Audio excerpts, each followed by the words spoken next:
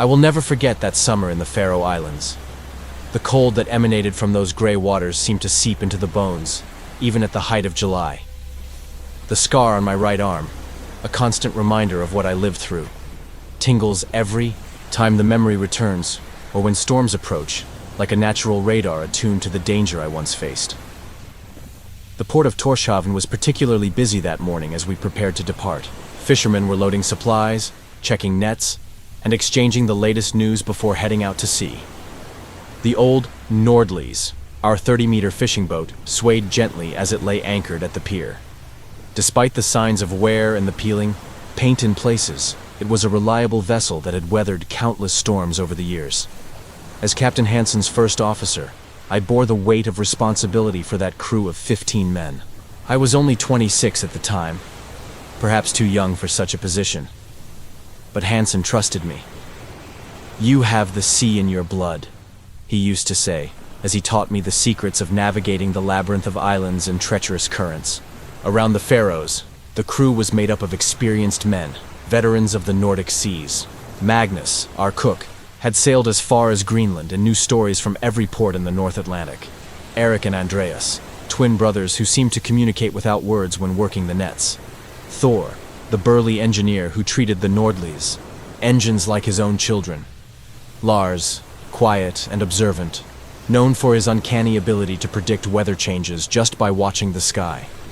There were others, each with their own quirks and skills that made the Nordlys an efficient boat, and then there was Ol, the rookie, a thin young man of only 18, with light hair and restless eyes that betrayed a mix of excitement and fear. It was his first trip with us. Hansen had hesitated to bring him along, considering we were planning a longer expedition this time, venturing beyond the traditional routes. But Ol's father had been a close friend of Hansen, lost at sea 2 years earlier. It was a matter of honor for the captain to give the boy his chance. The night before our departure, as tradition dictated, we gathered at the harbor tavern, the Blue Cormorant. The place was packed with fishermen and sailors, the air thick with the scent of beer, smoked fish, and the salty sweat of seafaring men. Our laughter echoed as we toasted to the success of the journey that would begin the next morning. That night was when the first stories emerged. We were focused on our plans, discussing routes and fishing techniques, when I noticed a group of old local fishermen watching us from across the room. One of them, a wrinkled figure with a white beard that reached his chest, motioned for us to come over. "You heading north beyond the Kalsoy Passage?" he asked with a raspy voice once we joined his table. Hansen nodded as he took a sip of his dark beer. "Be careful in the deep waters between the islands," the old man continued. "Something's been seen there." We exchanged skeptical glances. We were well aware of the old sailors' superstitions, stories passed down through generations to explain the sea's dangers and mysteries. "And what might this something be?" I asked, unable to hide a hint of sarcasm. The old man wasn't fazed by my tone. His eyes, faded blue with age, locked onto mine with unsettling intensity. A creature, bigger than any whale ever seen in these waters. Sven and Mikkel spotted it 2 weeks ago, while fishing near the abyss. Another fisherman, equally aged, his face worn by wind and salt, leaned toward us. "Eyes like lanterns in the deep," he said, his voice barely a whisper, glowing in the darkness. "And scales," added a third old man. "Scales that shine like metal under moonlight. No known fish glows like that." Hansen kept a neutral, respectful expression. He knew the importance of not openly mocking local traditions. But I was young and reckless. "Maybe they just saw the reflection of some abandoned fishing gear," I suggested with a grin. The old man with the white beard didn't smile back. "My father saw the same creature in 1929. He lost 3 men that day. The boat returned with marks that no expert could explain." An uncomfortable silence settled over our table. Ol looked visibly nervous, his fingers drumming against his nearly untouched beer mug. It was Thor who broke the heavy mood, abruptly, standing to buy another round of beer for everyone. "To the great monster of the deep," he toasted as he returned, raising his mug. "May it bring us good luck with the catch." Laughter returned, easing the tension. We mocked those tales, arrogant young men that we were. We spent the rest of the night telling our own exaggerated stories, each of us trying to outdo the others with tales of storms braved and impressive catches. When we left the tavern late that night, the sky was clear, speckled with bright stars. The cold air and near silence created an ethereal atmosphere. As we walked along the deserted pier, I could feel the eyes of those old fishermen on my back. For a brief moment, a shiver ran down my spine, but I chalked it up to the cutting wind, blowing in from the sea. The next morning, we departed at sunrise. The sky was clear, the sea calm, with only a light swell. The Nordlies cut through the waters with ease, leaving behind the port of Torshavn and the towering cliffs that sheltered it. Hansen was at the helm, his weathered face focused on the horizon, while I checked the navigation instruments and coordinated the men as they prepared the fishing gear. Ole moved across the deck with the eagerness of youth, anxious to prove himself. I watched him helping to check the nets, quickly picking up the techniques the more experienced men showed him. There was something touching about his determination, and I found myself remembering my own first voyage, years ago. The first few days were surprisingly productive. We had never encountered such large schools of fish in that specific area. The nets returned so full that the winch creaked under the effort of hauling them aboard. The crew worked with renewed vigor, excited by the prospect of an earlier and more profitable return. In just 3 days, we had caught what would normally take 2 weeks. The hold of the Nordlis was nearly full, and the men were excitedly discussing how they would spend their extra earnings. It was on the 4th day that I noticed the first change. The sea, which had been so generous with us, seemed different in some way. I couldn't quite pinpoint what had changed, but an unease settled in my chest. I found Hansen on the bridge, his gaze fixed on the horizon as he lit his carved pipe. The strong aroma of tobacco mixed with the constant scent of salt and fish that clung to the ship. "Exceptional fishing," I remarked, joining him. Hansen nodded slowly, exhaling a cloud of smoke that the wind quickly dispersed. "It's a sign of good luck," he replied, his deep voice carrying a tone I couldn't fully decipher. "But I don't like this silence." That was when I realized what had been bothering me. The sea was unnervingly quiet. There were no constant calls of seagulls, which usually followed fishing boats. The dolphins that often played at the bow of the Nordlis had also vanished. It was as if the marine life had suddenly abandoned that area. That night, I watched the dark waters from the ship's railing. The surface was as smooth as glass, reflecting the starry sky almost perfectly.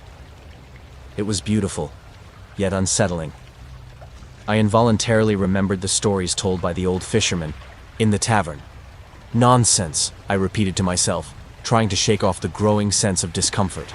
Little did I know that those omens were just the prelude to the horror that awaited us in the depths of the cold waters of the Faroe Islands. It was on the 5th night that everything changed. The abnormal silence that had surrounded us during the day turned into its opposite with surprising violence. The storm arrived without warning, as if conjured from the very depths. Within minutes, the starry sky I had observed hours earlier disappeared completely, swallowed by clouds so thick and dark they seemed to form a solid dome above us. The wind started as a distant wail, gradually increasing until it became a deafening roar that howled between the masts of the Nordlies. The ropes vibrated like strings of a sinister instrument, producing high-pitched sounds that mixed with the howl of the storm. The sea, once so calm, rose in monstrous waves that made our boat, once so sturdy, seem like a fragile nutshell. "Everyone on deck!" I shouted, barely able to make myself heard above the pandemonium. "We need to secure everything." The crew emerged. From the quarters, some still adjusting their raincoats, others with expressions of pure astonishment at the sudden change in conditions. Hansen was already in the control cabin, struggling with the wheel, which seemed to have a life of its own under the force of the waves. "What the hell happened?" Thor shouted beside me, his face illuminated by a brief lightning strike. "The barometer didn't show any of this." I didn't have time to respond. A colossal wave struck the side of the Nordlis, causing it to tilt dangerously. Freezing water flooded the deck, sweeping away loose equipment and nearly taking Ole, who was saved only by Eric's quick reflexes, who grabbed him by the coat. We worked frantically to secure the nets and equipment, tying down anything that could be dragged by the force of the water. The rain fell horizontally, driven by the fierce wind, whipping our faces and making visibility difficult. My hands, even though protected by thick gloves, were numb from the intense cold. It was then that we felt the first impact, a violent shock against the hull of the ship, so powerful that it threw all of us to the ground. The sound was like that of a huge metal bell being struck by a giant hammer, reverberating through the entire structure of the boat. For a moment, I thought we had collided with an underwater rock, a common concern in those treacherous waters. Dotted with rocky formations. "We hit a rock!" Andreas screamed, voicing my fear. "Impossible!" Hansen responded from the control cabin. "We're in deep water!" He was right. Our sonar indicated a depth of over 200 meters at that point. There were no rocks or reefs mapped in the area. So what had caused the impact? I got up, holding onto the railing to keep my balance as the Nordliss swayed violently. A growing unease settled in my mind, a dark premonition I couldn't ignore. I grabbed a powerful flashlight from the holder nearby and leaned over the ship's edge, directing the beam of light into the turbulent water below.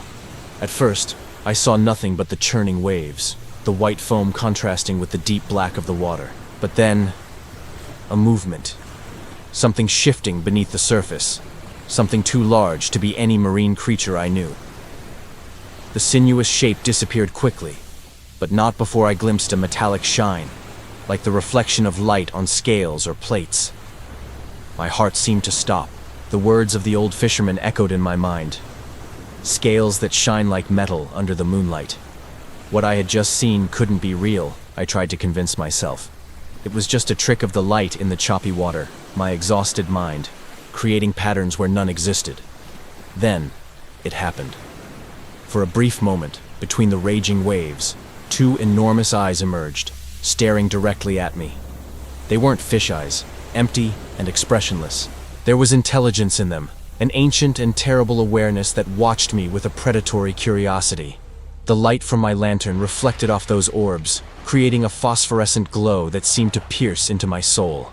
"Captain!" I shouted, instinctively pulling back. "There's something in the water. Something big." Hansen appeared by my side, his face marked by deep lines of concern. Before I could show him what I had seen, we felt another impact, this time at the stern of the ship. The Nordliss tilted violently to starboard, water flooding the deck in torrents. "Lars!" I heard someone shout. I turned just in time to see Lars, our most experienced man in weather prediction, slip across the sloping wet deck. His fingers desperately tried to grab onto something, anything, but the force of the water was relentless. With a scream that still echoes in my nightmares, he passed the edge and fell into the black, turbulent water. "Man overboard!" Eric screamed, already running to throw a lifebuoy. I saw Lars's head emerge for a moment, his eyes wide with terror, his arms flailing. I threw the buoy as close to him as possible, but something strange happened. Lars seemed to be pulled down with a supernatural force, as if a giant hand had closed around his legs. There was no struggle, no time for one last scream. In seconds, he simply disappeared beneath the surface, leaving only a few concentric ripples that were quickly swallowed by the turmoil of the sea. "My God," Andreas whispered beside me, his face as pale as chalk. "What was that?" Hansen didn't hesitate. "Everyone inside!" he ordered in a voice that brooked no questioning. "Close all. Hatches! Thor, full power to the engines!" We rushed to comply, each man aware that something terrible was lurking in the waters. Once inside, we closed and locked every opening, creating a floating fortress. The roar of the engines increased as Thor pushed the machines to their maximum capacity. "What are we going to do, Captain?" I asked, joining Hansen in the control cabin. My voice sounded strange to my own ears, a tremor revealing the fear I was trying to control. Hansen manipulated the controls with the precision that only decades of experience could provide. "We're getting out of this area as quickly as possible," he replied, not taking his eyes off the path ahead. "Something is hunting us." The words hung in the air, heavy with a terrible weight. Our radar showed only static, useless in the storm. The radio emitted a continuous hiss, all frequencies blocked by some form of interference we couldn't explain. We were completely isolated. For the next hour, we zigzagged between the dangerous labyrinths of islets and narrow channels that make up the Faroe Islands archipelago. Visibility was nearly zero, with Hansen navigating almost purely by instinct and memory. Every man aboard was silent, listening, waiting. The creature did not abandon us. From time to time, we felt the hull being scratched, as if metallic claws were trying to make their way inside the ship. The sound was chilling, like nails on a chalkboard, amplified by the metal structure of the Nordliss. At other times, something heavy struck the hull beneath, making the entire boat tremble. In the engine room, Thor was fighting a losing battle against the water that was starting to seep in through a breach in the lower hull. Ole, along with Eric and two other men, worked on the pumps, trying to expel the water before it could flood the vital compartments. "We can't hold out much longer like this, Captain," I informed, after checking the situation in the engine room. "The water is coming in faster than we can pump it out." Hansen remained silent for a long moment, his eyes fixed on the invisible horizon beyond the curtain of rain. When he finally spoke, his voice was calm, almost resigned. "We're being guided," he said. "What do you mean?" "Look at the pattern of the attacks. It's not trying to sink the ship. Not yet. It's directing us." I realized with horror that he was right. The attacks were coming predominantly from one side, forcing us to veer in the opposite direction. We were being herded like cattle, to the slaughter, following a path determined by the creature. "Where to?" I asked, fearing the answer. "To deeper waters," Hansen replied, his gaze meeting mine. "To the abyss beyond Vagar." The abyss. An oceanic depression over 1,000 meters deep, known to local fishermen as the Devil's Throat. Ancient stories spoke of that place as a passage to the darkest depths of the ocean, a portal to a world of creatures forgotten by time. As Hansen tried to alter our course, battling the creature's will, I witnessed something I would never forget. For a moment, during a particularly intense lightning strike, it revealed itself completely. It was like a sea serpent from the ancient Nordic legends, but of an unimaginable size, as large as a blue whale or bigger. Its skin was a combination of scales and bone plates in a color that defied description, somewhere between deep green and metallic blue, which seemed to both absorb and reflect the light at the same time. Its head resembled that of a prehistoric reptile, with a jaw that could easily crush the entire cabin of the Nordliss. Rows of sharp, dagger-like teeth gleamed under the occasional lightning. But it was the eyes that paralyzed me. As large as dinner. Plates, amber yellow with vertical black pupils. Intelligent eyes, aware, that seemed to hold a deep and terrible knowledge. Eyes that had seen the birth and death of entire eras, that had watched mankind emerge and arrogantly conquer the seas. Eyes that, in that moment, studied me with a cold, calculating curiosity. Time seemed to freeze as we stared at each other, creature and man, separated by millennia of evolution and an abyss of understanding.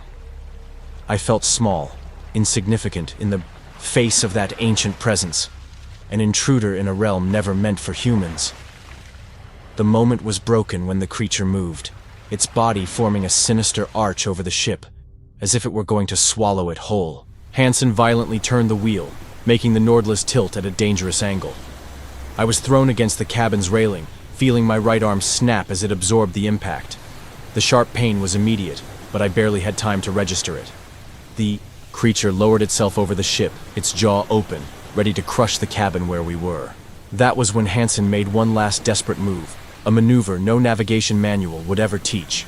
"Hold on," Hansen shouted, turning the wheel with all his strength toward the dark shadows rising to our left. I understood his plan instantly. He was steering the Nordliss directly into a partially submerged rocky formation. A suicide maneuver for any sailor in their right mind. The steel hull scraped against the rocks with a deafening metallic crash, the sound of metal being torn, echoing through the cabin. The vibration was so intense that my teeth rattled, and I saw small cracks forming in the cabin glass.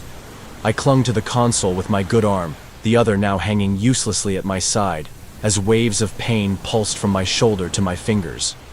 Cold water flooded the engine room almost instantly. I heard Thor's desperate scream through the intercom. "We're flooding! I need to evacuate the engines!" But that desperate and seemingly insane maneuver had worked.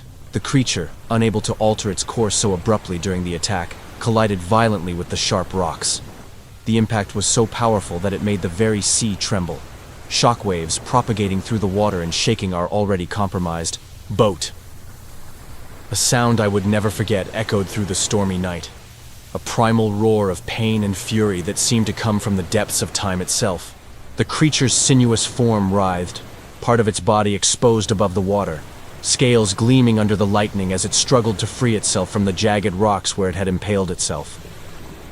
"To the lifeboats," Hansen ordered, his voice regaining the authority of years at sea. "The ship is lost."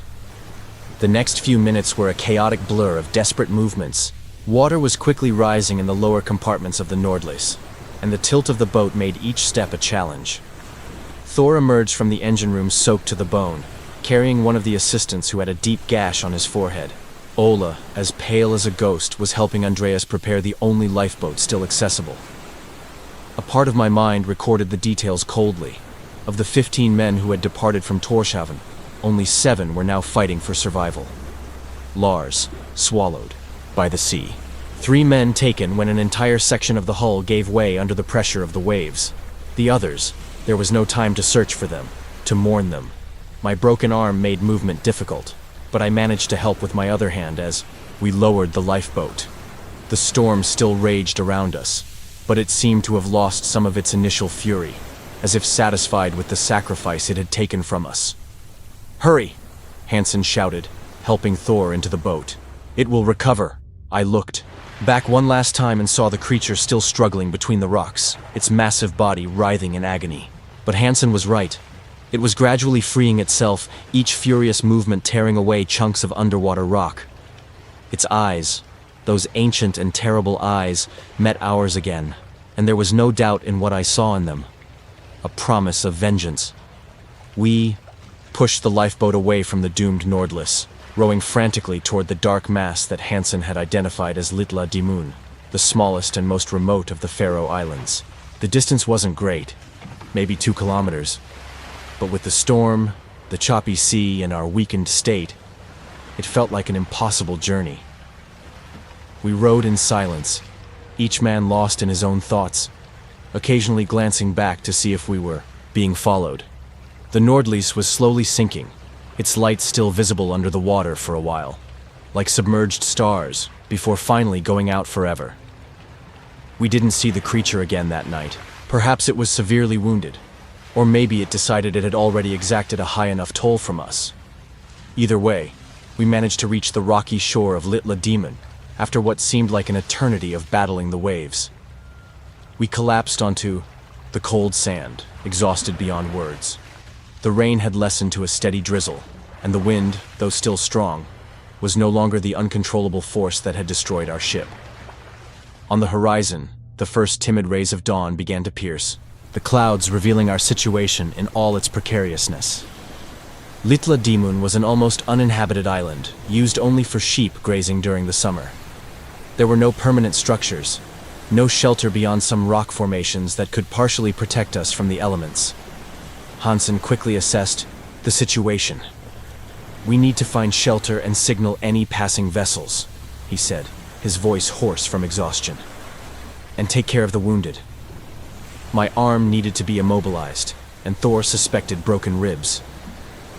Young Ole was in shock, trembling, uncontrollably, his vacant stare fixed on the ocean. The others had various cuts and bruises but were able to help.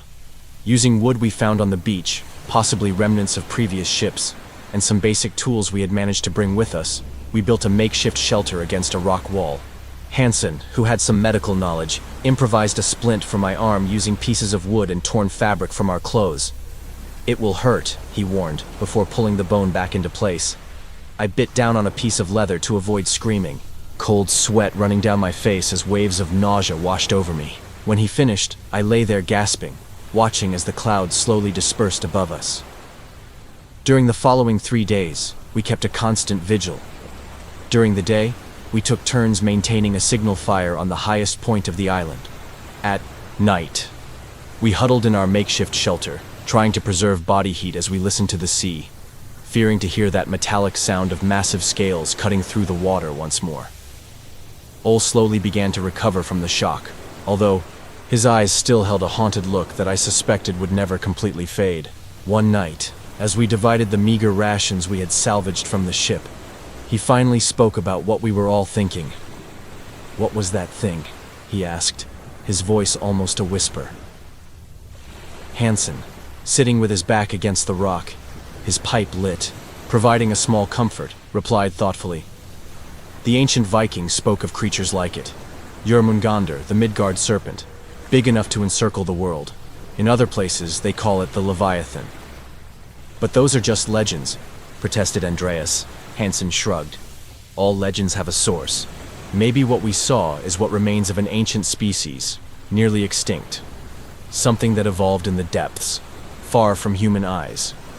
Or maybe," Thor added grimly, "it's something that was never meant to be disturbed." On the third day, when our hopes were beginning to fade along with our provisions, we spotted a small fishing boat rounding the island. Its colorful sails were the most welcome sight we had ever seen. We lit all the remaining wood in our signal fire and shouted until our voices failed. The fishermen, a group of 3 men from a nearby village, were surprised to find us. They had been checking their lobster traps when they saw our smoke. At first, they seemed cautious. 7 disheveled and injured men on a deserted island weren't a common sight. But they soon recognized Hansen, whose reputation spread throughout the archipelago. "The Nordlys?" asked the eldest, looking around, as if expecting to see the ship anchored somewhere. "Lost," Hansen replied simply. "Storm." It was a lie by omission, but a necessary one. What good would telling the truth do at that moment? They took us back to the island of Suðuroy, the nearest one with a significant settlement. Our return caused a stir. Part of the crew from one of the most respected fishing boats in the Faroes, rescued from a deserted island after a mysterious shipwreck. We were treated at the small local hospital before finally returning to Tórshavn. It was there, in the familiarity of the capital of the Faroes, that the reality of our situation fully hit us. As our bodies healed, questions began. Maritime authorities wanted to know exactly how a well-maintained ship like the Nordlys had sunk. The families of the lost men sought answers we couldn't give. At least not the full truth. We decided to tell only part of the story. A sudden and violent storm, abnormally large waves, a collision with submerged rocks while trying to seek shelter. It was true enough to satisfy the official reports. As for the creature, how could we explain something so beyond common understanding? Who would believe us? However, among the 7 of us, the survivors of that terrible night, there was a silent pact. We knew what we had seen.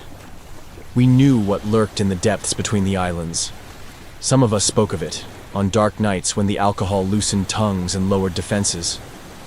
The local fishermen listened with solemn expressions, occasionally nodding as if our words only confirmed what they had already suspected.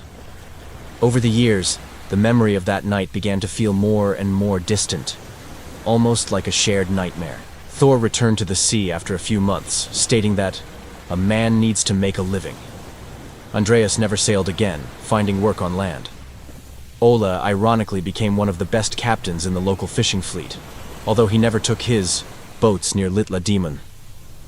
As for me, my broken arm never fully recovered, the strength never fully returned, and the pain on damp days became a constant companion. Eventually, I found work as an instructor at the maritime school in Tórshavn, teaching navigation and maritime safety to young people eager for adventure. I never told the full story to my students, but I always emphasized one point. The sea holds secrets that we were never meant to know. Always respect it. Hansen continued at sea for another 10 years before retiring. Occasionally we met for a drink, sitting in contemplative silence for long stretches. He was the only one I could talk to openly about that night. On one of those occasions, just before his health began to fail, he confessed something to me. "You know," he said, his gaze lost in the distance beyond the tavern window, "sometimes I think it was there for a reason." "It?" I asked, although I knew exactly who he was referring to. The creature. Maybe it was protecting something. Maybe we were the invaders. The thought haunted me for years. And maybe Hansen was right. The unusually abundant schools of fish we encountered. What if they were bait? What if we had been lured to those specific waters for some reason we couldn't comprehend? Today, 31 years after that fateful summer, I am one of only 2 survivors still alive. Hansen is confined to a nursing home in Torshavn, his mind often drifting to distant places, though in his moments of lucidity, he still speaks of eyes in the darkness. The others are gone, from age, illness, or in Thor's case, another accident at sea that many deemed suspicious. My house by the sea offers a view of the gray waters of the North Atlantic. On stormy nights when the wind howls around the walls and the rain lashes the windows, I feel my scar tingle as though trying to warn me. It is in these moments that I look to the horizon and wonder, is it still out there? Modern science may scoff at us. They can map and catalog every inch of the oceans. They can send submersibles to the darkest depths. They can claim to know all the secrets of the sea. But I know the truth. There are creatures in the depths that exist in the shadows of human, understanding, ancient entities that watch us from abysses we can scarcely imagine. The scar on my arm is more than a reminder of broken bones. It is a mark of the boundary. The line between the world we know and the world that exists beyond our understanding. And on some nights, when the sea is restless, I am certain that the sea serpent still slides silently through the depths, waiting to finish what it started that fateful July summer.